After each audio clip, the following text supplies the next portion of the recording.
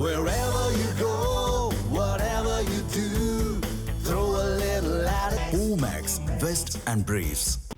கரூர் கூட்ட நெரிசலில் உயிரிழந்தவர்களின் குடும்பத்தினருக்கு அரசு பணி வழங்கியதை அரசியல் ரீதியாக பார்க்கக்கூடாது என அமைச்சர் ராஜேஷ்குமார் தெரிவித்துள்ளார். இதுகுறித்து மதுரை நாகமலை புதுக்கோட்டையில் அவர் அளித்த பேட்டியை தற்போது பார்க்கலாம்.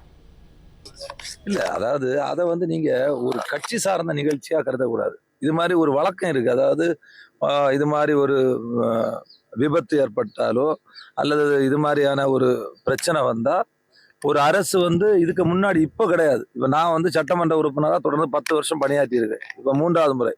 பல தடவை நானே சட்டமன்றத்தில் கேட்டிருக்கேன். அந்த ஏழ்மை குடும்பங்கள், பாவப்பட்டவங்களுக்கு எல்லாம் அந்த குடும்பத்துக்கு ஒரு அரசு வேலை வழங்கணும் அவர்களுக்கு. ஏன்னா அவங்களுக்கு எதிர்காலமே இருக்காது. அதனால இதை அரசியல் ரீதியா நம்ம இதை பார்க்க கூடாது. இதுதான் என்னுடைய